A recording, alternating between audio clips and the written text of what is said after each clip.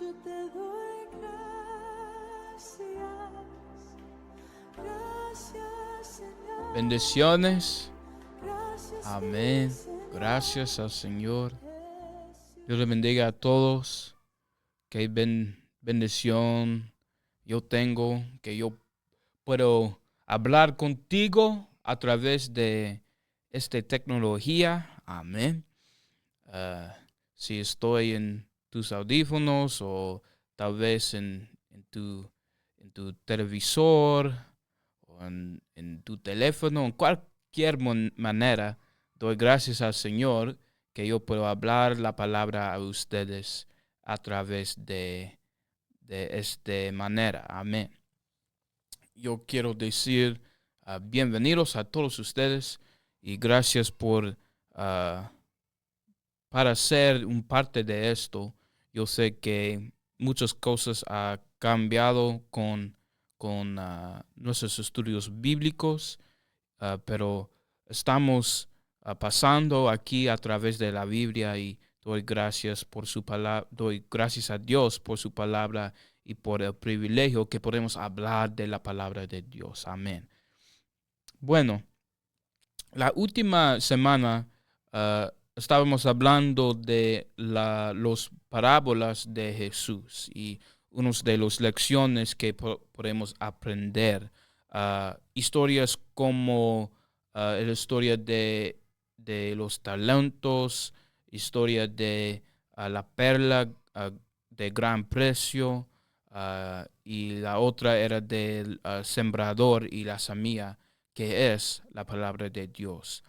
Y hoy vamos a pasar un poco más adelante en el Nuevo Testamento y no vamos a cubrir mucho de la historia de Jesús, porque no hay suficiente tiempo para hablar de todos los detalles de su vida y su ministerio en los evangelios. Entonces, hoy vamos a hablar del camino al Calvario. Yo sé que estamos pasando por muchas cosas en la Biblia, cosas importantes, pero toda la vida de Jesús y todos los evangelios, los libros de Mateo, Marcos, Lucas y Juan, todos de sus historias de Jesús están enfocados en esta semana, este momento del ministerio de Jesús.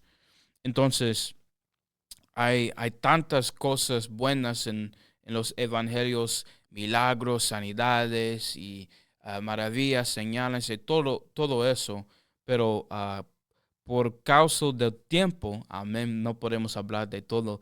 Y incluso Juan, en la última versículo de Juan, en su libro, él dice que no hay suficiente espacio en todo el mundo para cubrir todo que Jesús ha hecho para su pueblo y para personas en su tiempo. Entonces no hay suficiente tiempo para nosotros también. Pero bueno, vamos a empezar ahora con esta lección, el camino al Calvario. Y antes de hablamos de la palabra, tomemos un momento para orar. Señor Jesús, te damos gracias, Señor, por el privilegio que podemos hablar y aprender de su palabra. Ayúdame a enseñar su palabra y ayuda a todos para recibir la semilla de su palabra en sus corazones. Ayúdanos, oh Señor, para andar un poco más cerca a ti cada día que vivimos, oh Señor Jesús. Toda la gloria y la honra es para ti. En el nombre de Jesús. Amén y amén. Bueno, aquí vamos. El camino al Calvario. La última semana de la vida de Cristo, antes de su crucifixión, vio cumplirse muchas profecías y demostró la compasión de Jesús tanto por sus amigos como por sus enemigos. Número 1. La entrada triunfal. En cumplimiento de Zacarías 9:9, Jesús entró a Jerusalén montado en un pollino. Este acontecimiento se conoce comúnmente como su entrada triunfal. Se encuentra en Mateo 21 con relatos paralelos en Marcos 11 y Lucas 19. Cuando Jesús y sus discípulos se acercaban a Jerusalén, él envió a 2 de ellos a una aldea cercana con instrucciones de que regresaran con una asna y un pollino que encontrarían. Jesús les ordenó que si alguien les decía algo, respondieran al Señor los necesita, después de lo cual se les permitiría llevarse los animales.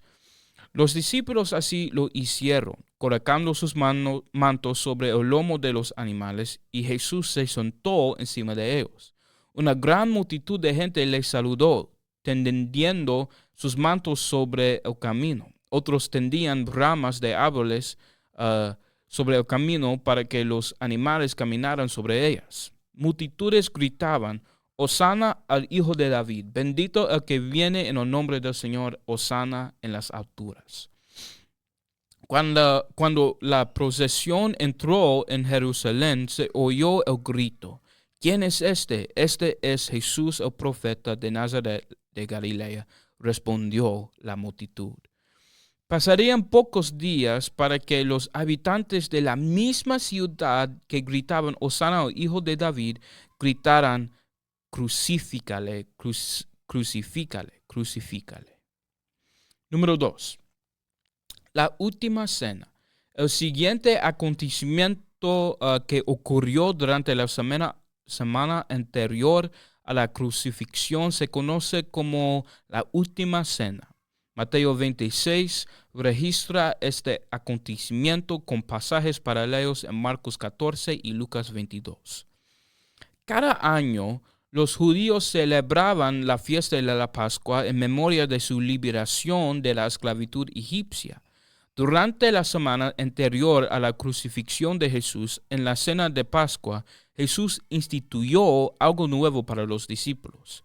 Y mientras comían, tomó Jesús el pan y bendijo y lo partió, y dio a sus discípulos y dijo: Tomad, comed, esto es mi cuerpo. Y tomando la copa y habiendo dado gracias, les dio, diciendo: Bebed de ella todos, porque esto es mi sangre del nuevo pacto, que por muchos es derramada para remisión de los pecados. Mateo 26, 26 a 28.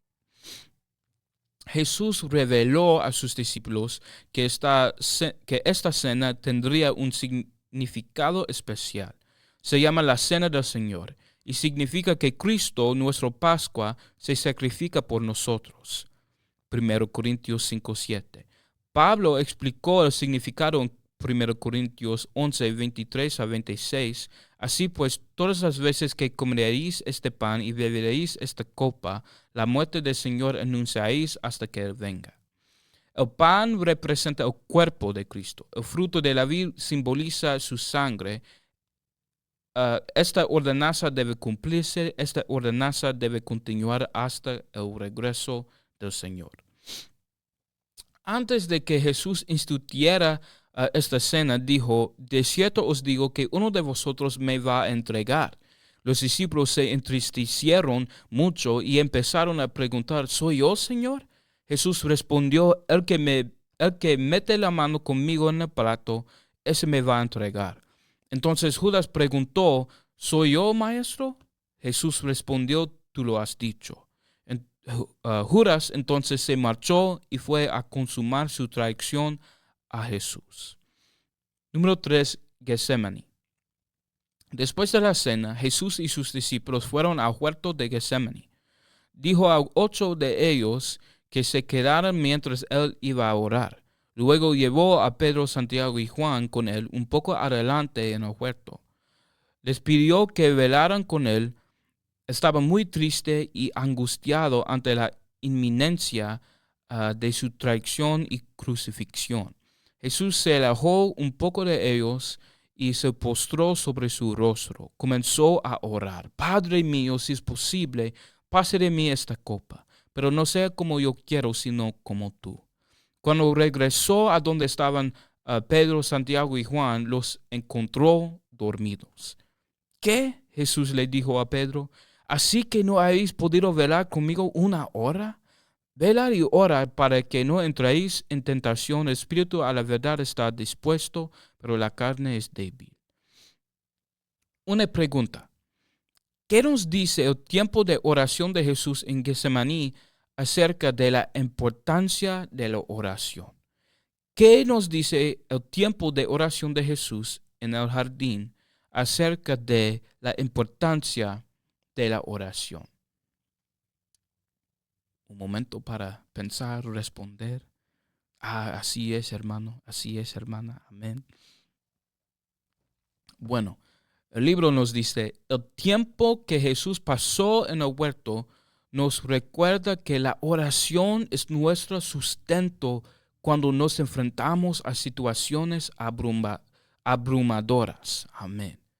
Y es cierto para mí también que en los tiempos difíciles, cuando todo está pasando en cada lado, la oración es necesario. La oración es donde yo puedo encontrar la presencia de Dios y yo puedo encontrar esfuerzo para mi día. Amén. Qué bendición es la oración. Bueno, número 4, traición. Algún tiempo después, tras mucho orar, les despertó con esas fatídicas palabras. Fatídicas palabras. Levantaos, vamos, ved, se cerca el que me entrega. Mientras Jesús aún hablaba, llegó Judas con una gran multitud armada de espadas y palos. Judas se acercó a Jesús y le dijo, salve, maestro.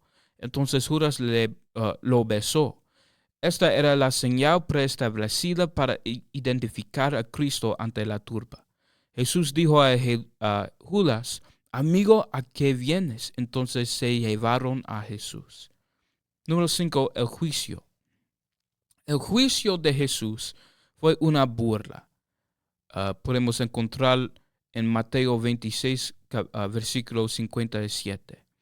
Lo llevaron ante el sumo sacerdote Caifás, en donde estaban reunidos los escribas y los ancianos. Se habían hecho arreglos para que falsos testigos testificaran contra Jesús para que pudiera ser condenado a muerte. Para el sumo sacerdote, Jesús había sellado su destino. Se rascó las vestiduras y dijo, ha blasfemado. ¿Qué más necesidad tenemos de testigos? He aquí ahora mismo habéis oído su blasfemia. Le preguntó a los demás, ¿qué os parece? Ellos estuvieron de acuerdo, es reo de muerte. Entonces escupieron el rostro de Jesús, le dieron puñetazos y le abofetearon. Se burlaban diciendo, profetízanos, Cristo, ¿quién es el que te golpeó? Luego de esos trágicos eventos, Jesús fue llevado a Caifás a Pilato. Pilato era el gobernador romano de Judea y el responsable de ejecutar la pena de muerte a los criminales. Pilato preguntó, ¿qué acusación traéis contra este hombre? Después de interrogar a Jesús, Pilato salió del tribunal y dijo a los judíos, yo no hallo en él ningún delito, pero vosotros tenéis la costumbre de que os suelte uno en la Pascua. ¿Queréis pues que os suelte el rey de los judíos? No a este gritaron, sino a Barrabás. Barrabás era un ladrón insurrecto y homicida. La multitud en su frenesí rechazó al Hijo de Dios y eligió a un criminal. Una pregunta más. ¿Qué crees que sintió Jesús cuando las multitudes que habían gritado Hosana apenas una semana antes ahora pedían que Jesús fuera crucificado? ¿Qué crees que sintió Jesús en este momento cuando las mismas personas una semana antes eran clamando Hosana, que significa sálvanos, ahora está clamando para la crucifixión? ¿Qué dice del amor de Jesús el hecho de que aún así soportara el Calvario?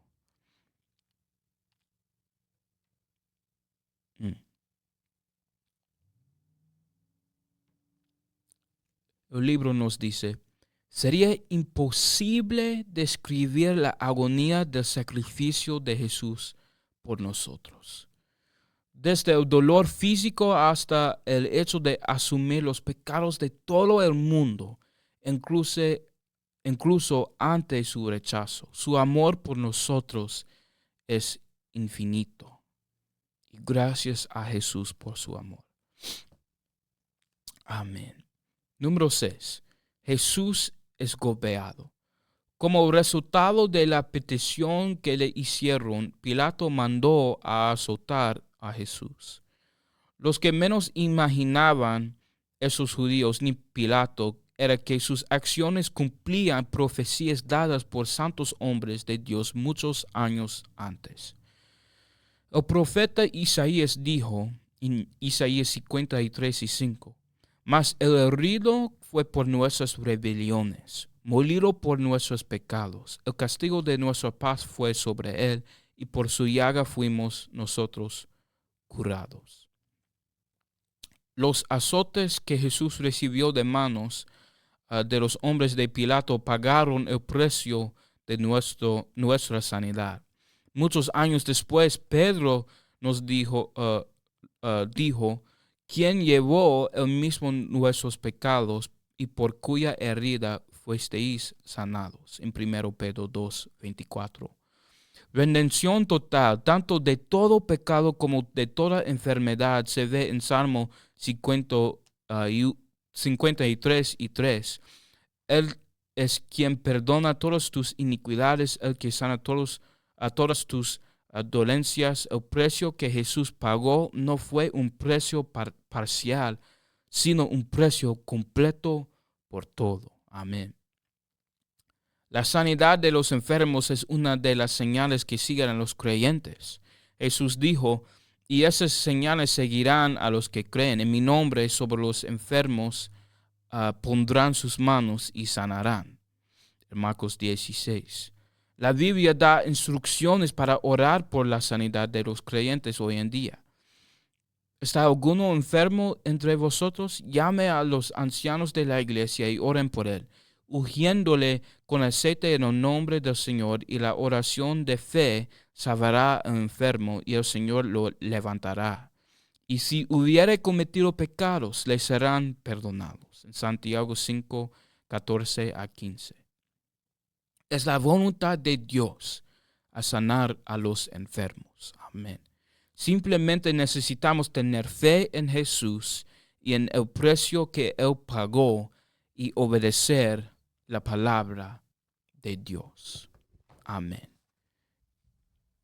Y no voy a pasar más en la próxima lección, pero en esta parte, final parte, es importante a observar y notar la importancia de la aflicción de Jesús, porque la Biblia nos dice, es a través de sus heridas, es a través de su aflicción que podemos recibir sanidad, que podemos ser curadas de nuestras aflicciones.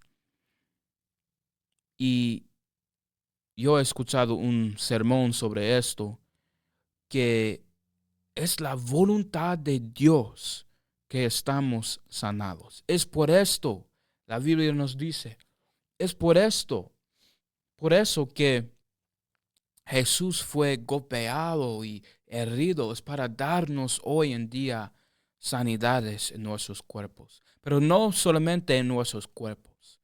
También yo creo que Jesús puede sanar nuestras mentes, nuestras familias, matrimonios, cada parte de nosotros, nuestras emociones. Yo creo que Jesús quiere sanar cada parte de nosotros. Y doy gracias a Él.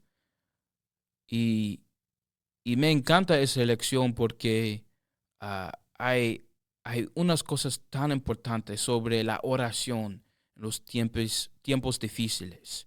La oración, hermanos, es tan importante para nosotros, para sobrevivir. No podemos vivir ah, espiritualmente y ser saludable en nuestros espíritus si no oramos. Tenemos que orar, especialmente en los momentos difíciles, en los momentos cuando no sabemos cómo todo va a pasar.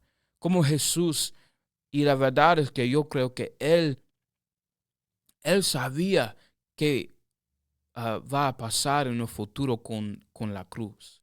Y es por eso que Él necesitaba ir a un lugar, ir a Getsemaní para orar. Y hay una cosa con el nombre del jardín, significada una acción que es muy duro, que para, para poner presión. Y era un huerto de no sé la palabra, pero de olives.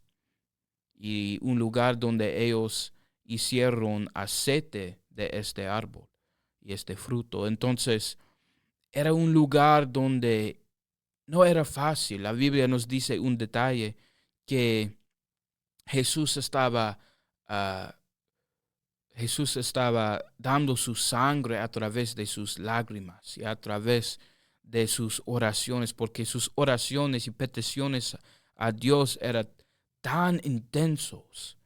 Entonces, era un lugar donde era difícil para él, muy duro para él a orar las oraciones. Pero también las oraciones, en la dificultad de las oraciones, él podía encontrar fuerza para cumplir la voluntad de Dios para su vida. Entonces, para nosotros tenemos que recordar la importancia de oración con Dios, de conversación con Él. Y también, no solamente hablando con Él, pero también obedecer su palabra y someternos a su voluntad para nosotros. Porque la verdad es que yo puedo querer algo para mí, que, oh Señor, yo quiero esto, bendición, yo quiero esto. Pero la primera cosa que yo quiero es la voluntad de Dios, porque Dios sabe que yo necesito. Y si Dios no me dio algo, es porque no está en su voluntad. Si estoy orando, buscando por algo de Él, pero si yo puedo decir, sino Jesús, su voluntad sobre mí, y la cosa no pasa, significa que no está en la voluntad de Dios. Entonces, es muy importante para nosotros a orar y someter a la voluntad de Él. Y también qué bendición tenemos a saber y conocer el amor de Dios, el amor de Jesús, que las mismas personas, la misma congregación que estaban clamando y gritando, Hosana al Hijo de Dios, Hosana al Hijo del Rey de David, Hosana, que significa sálvanos, sálvanos, ahora tú eres nuestro Rey. Una semana después ellos estaban gritando, crucifícale, crucifícale. Qué emociones intensos que tenía Jesús, yo puedo imaginar. Pero todo eso y el dolor de la cruz y todo eso fue para nosotros.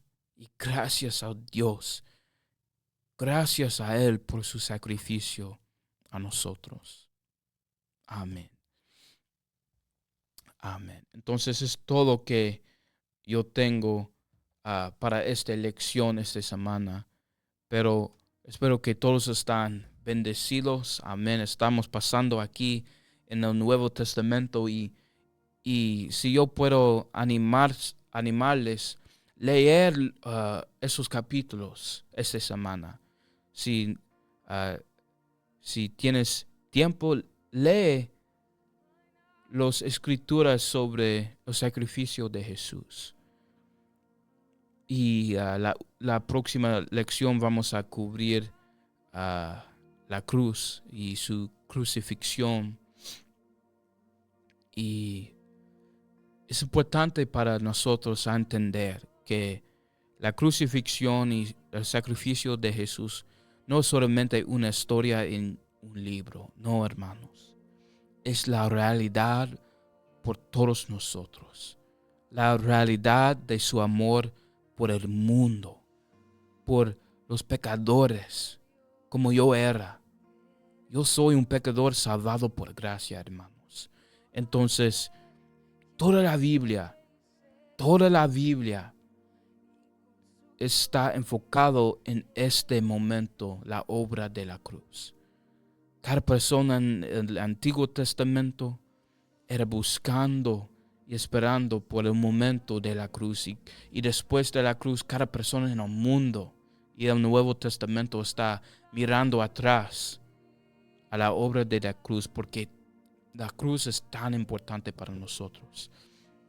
No es simplemente palabras en una página o una historia en un libro, pero es la realidad para nosotros. La única razón que estamos aquí en la iglesia, la única razón que podemos sentir la presencia de Dios, la única razón que podemos ser nacido de nuevo, la única razón, hermanos, que podemos andar en la iglesia y podemos regocijar en su presencia y tener gozo y paz y todo eso. La única razón que es posible es a través de la obra de la cruz. Entonces, yo sé que muchas veces las iglesias enfocamos en la cruz acerca de la Pascua, el día de Pascua. Y está bien, pero la obra de la cruz es una realidad para nosotros cada día que vivimos. Cada día que podemos recibir algo de Dios o una bendición o la bendición de su presencia. Es la realidad que es simplemente y solamente disponible a nosotros a través de esta obra de la cruz. Entonces, tomo unos momentos simplemente a agradecer a Dios por su obra para ti. Porque cuando Él fue herido y golpeado por los otros y estaba abandonado por todos, Él está pensando en ti. Él tenía su cara en su mente en la cruz. Entonces, damos gracias a Él por su amor por nosotros. Cuando aún somos pecadores, amén, Él tiene amor por nosotros. Amén. Gloria al Señor Jesús. Gloria a Dios por su sacrificio por nosotros. Y espero que todos están bendecidos y saludables. Amén. Nos vemos domingo en el nombre de Jesús. Amén. Dios es bueno por nosotros y es fiel a nosotros. Amén. Dios bendiga a todos, hermanos. Sigue esta semana pensar en el amor de Dios. Amén. Nos vemos. Dios bendiga.